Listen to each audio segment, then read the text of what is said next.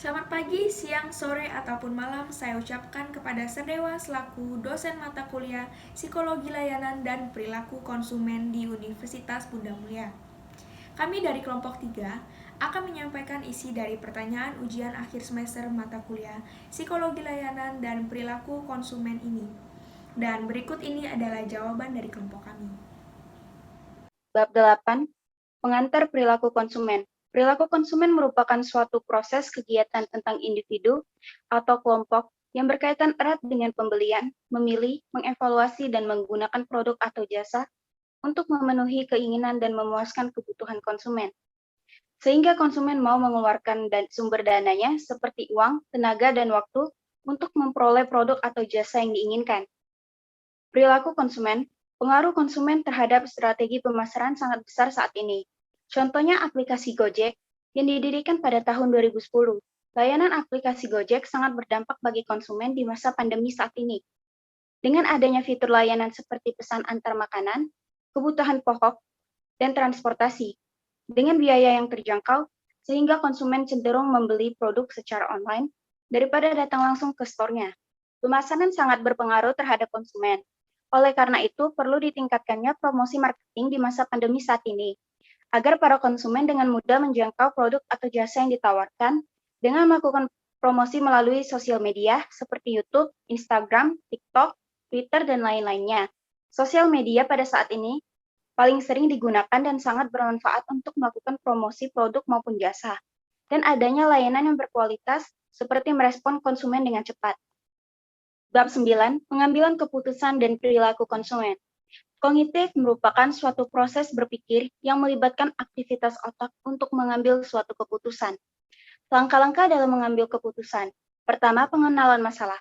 Berpikir apakah kita perlu produk atau jasa tersebut sehingga harus dibeli. Yang kedua, pencarian informasi. Mencari tahu informasi melalui sumber-sumber atau orang-orang terpercaya sebelum Anda berkunjung ke store untuk membeli produk atau jasa tersebut. Evaluasi alternatif, mengutamakan keyakinan atau keinginan pribadi dengan membandingkan beberapa varian atau keunggulan produk atau jasa yang tersedia. Yang terakhir, pemilihan produk. Memilih produk atau jasa yang memiliki varian atau keunggulan yang menarik untuk dirinya sendiri. Pengertian unsur dan budaya. Budaya adalah sikap hidup yang berkaitan dengan pemikiran, nilai, simbol yang mempengaruhi kebiasaan, perilaku, dan kepercayaan seseorang atau kelompok. Budaya memiliki 7 unsur, yaitu nilai, norma, kebiasaan, larangan, mitos, simbol, dan konvensi. Bab 10. Konsep diri. Konsep diri adalah cara pandang atau penilaian yang dilakukan seseorang terhadap pribadinya sendiri. Konsep diri ini terdapat dua macam. Konsep diri positif, seseorang yang memiliki konsep diri positif ini pastinya akan sangat mampu untuk memiliki aura yang positif dalam memandang dan memberi penilaian terhadap dirinya sendiri. Misalnya, ia akan mudah untuk berdamai dan menerima dirinya sendiri apa adanya. Selanjutnya ada konsep diri negatif. Sebaliknya, seseorang yang memiliki konsep diri negatif ini pastinya tidak akan mampu untuk memiliki aura yang positif dalam memandang dan memberi penilaian terhadap dirinya sendiri. Misalnya, ia akan kemungkinan susah untuk menerima kekurangan yang ada dalam dirinya. Selanjutnya ada komponen pada konsep diri. Ada gambaran diri, yaitu self-image, yang merupakan suatu konsep di mana seseorang memandang dirinya sendiri, misalnya pandangan dalam sifat, fisik, dan peran sosial diri. Yang kedua ada harga diri atau self-esteem. Merupakan suatu penilaian seseorang di mana ia akan menilai dirinya sendiri entah itu bersifat positif ataupun negatif. Dan yang terakhir dalam konsep diri terdapat beberapa poin penting yang harus diperhatikan, yaitu yang pertama ada diri ideal atau ideal self. Merupakan suatu pandangan mengenai bagaimana seseorang harus berperilaku berdasarkan standar tertentu. Misalnya, di sosial media terlihat ingin menunjukkan standar bahwa dirinya baik, padahal berbeda dengan aslinya. Yang kedua ada kepribadian, merupakan suatu gambaran yang ada dalam diri masing-masing individu yang membedakan dirinya dengan orang lain. Terdapat beberapa faktor yang menentukan sebuah kepribadian, yaitu lingkungan, keturunan, dan situasi kehidupan seseorang. Dan yang terakhir ada penampilan atau body image. Merupakan suatu hal yang pastinya akan menggambarkan citra seseorang atau seperti apakah manusia itu. Biasanya dalam penampilan, seseorang bisa menunjukkan bagaimana kepribadian orang tersebut dalam kehidupan mereka sehari-hari. Sikap dan persuasi. Sikap adalah perbuatan dan tindakan yang dilakukan oleh seorang individu dalam menanggapi suatu hal. Setiap individu memiliki sikap yang berbeda karena mereka memiliki perasaan dan kesukaan yang berbeda. Pembentukan sikap disebabkan oleh beberapa hal, yaitu sosialisasi, di mana setiap orang memiliki lingkup sosial yang berbeda sehingga dapat membedakan sikap mereka. Pengalaman hidup, di mana pengalaman masa lalu setiap orang yang berbeda-beda dapat mempengaruhi tanggapan mereka akan suatu hal. Pengamatan, sikap juga dapat dipengaruhi oleh sikap orang lain di sekitar orang tersebut, misalnya keluarga dan teman. Sikap seseorang dapat dilihat sejak kecil, namun sikap tersebut dapat berubah sesuai dengan lingkungan sekitarnya. Persuasi adalah usaha untuk mempengaruhi pikiran seorang mengenai suatu hal. Ada 4 tahap dalam persuasi. Pertama, kesan pertama. Memberikan kesan pertama yang baik agar dapat memberikan impresi yang baik. Menarik simpati. Penting karena dengan hal ini kita dapat mengetahui kebutuhan orang lain. Membangun kredibilitas, di mana kita harus menguasai bidang kita agar orang dapat mempercayai kita. Memotivasi, kita menggunakan insting balas budi setelah mendengar kebutuhan mereka untuk menarik perhatian orang tersebut. Saya akan menjelaskan mengenai kelompok dan efek situasional terhadap perilaku konsumen. Pengaruh situasional. Pengaruh situasional merupakan kondisi sesaat yang muncul tiba-tiba, yang dimana kemunculannya ini tidak datang dari dalam diri seorang tersebut atau dari brand suatu produk, yang mana adanya terdapat stimulus yang sangat kuat untuk mempengaruhi kegiatan konsumsi.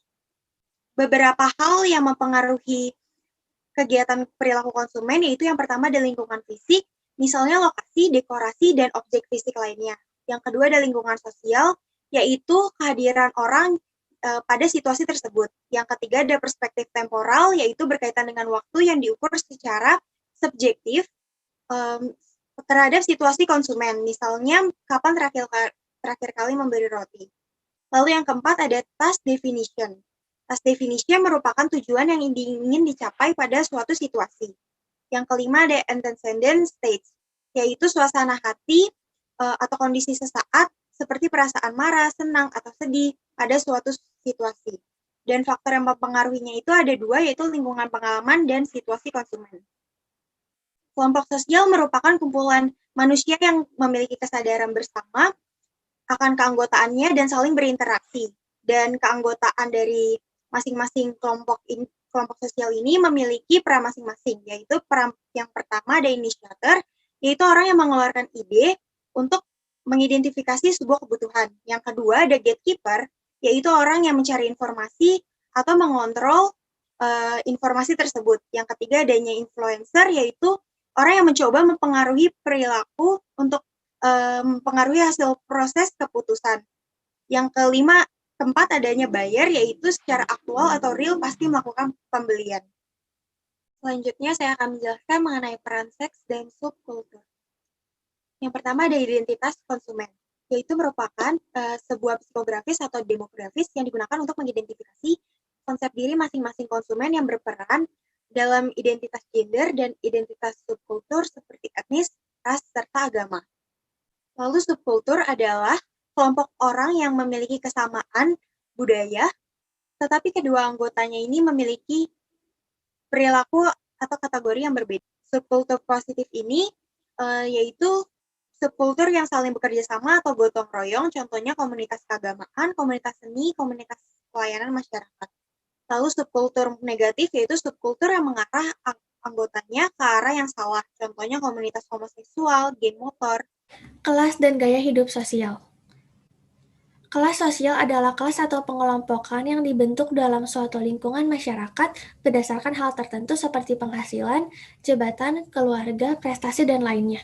Kelas sosial pada umumnya dibagi menjadi 3, yaitu golongan atas seperti orang-orang kaya, orang-orang berprestasi, dan orang-orang berpendidikan. Golongan tengah seperti orang-orang biasa, seperti karyawan dan pedagang. Golongan bawah seperti buruh dan pembantu.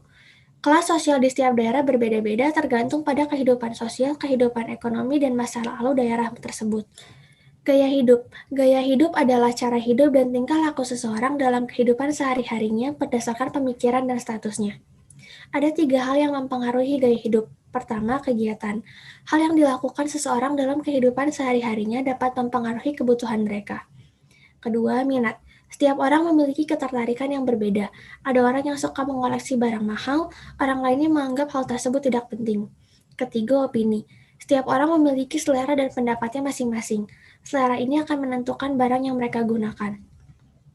Gaya hidup seseorang dapat dijadikan target dalam suatu pemasaran produk. Jaringan hubungan perilaku konsumen. Yang pertama, komunikasi getok tular. Komunikasi berantai yang beredar dengan sendirinya di lingkungan tertentu. Komunikasi model ini biasanya terjalin dari hubungan antara pribadi secara langsung. Seringkali bersemuka, terkadang berhasil dengan tujuan dan kepentingan yang sama. Ada tiga tahapan komunikasi getok tular, ada talking, promoting, dan sharing. Yang pertama, talking itu membuat konsumen yang bersangkutan membicarakan produk atau jasa yang diproduksi. Kalau promoting, konsumen yang bersangkutan ingin mempromosikan produk atau jasa tertentu. Kalau sharing, konsumen yang bersangkutan ingin membantu menjual produk atau jasa tersebut. Kedua, opini para pemimpin. Opini para pemimpin adalah orang yang langsung berhubungan dengan produk dan ia memberikan saran atau informasi tentang produk atau jenis tertentu. Yang ketiga, ada revolusi media sosial. Media sosial adalah suatu proses jangka panjang di mana suatu teknologi berkembang pesat dan bisa saling mengirim pesan hingga membangun jaringan sendiri atau networking. Dan seiring berkembangnya zaman, banyak orang yang sudah menciptakan aplikasi-aplikasi tertentu dengan kegunaan yang berbeda, misalnya YouTube, Twitter, Facebook, Instagram, Line, WhatsApp, dan lain-lain. Yang keempat, ada difusi inovasi. Difusi inovasi persepsinya ada keuntungan relatif. Keuntungan relatif itu misalnya dalam hal ekonomi dan hasil konkret yang sama. Kalau compatibility itu adalah sesuai dengan tradisi, nilai-nilai, dan kepercayaan ada di masyarakat. Complexity atau kerumitan di inovasi bila dilaksanakan oleh sasaran. Reliability atau dapat diuji cobakan. Sebuah inovasi yang dibawa dapat diuji cobakan kepada sasaran terlebih dahulu sehingga dapat dilanjutkan atau tidak tergantung dari persepsi sasaran terhadap inovasi tersebut. Terakhir ada observability. Observability itu adalah meninjau apakah sedikit inovasi yang sudah banyak diadopsi. Dapat menyebab kegagalan. Ada definisi sukses yang lemah, konsisten tindakan yang lemah untuk menuju akses, partisipasi lemah dalam review, monitor hasil yang lemah, dan cara komunikasi dan akses ke informasi yang lemah. Sekian presentasi kami mengenai materi pembahasan 8-15. Kami memohon maaf apabila ada kesalahan. Terima kasih.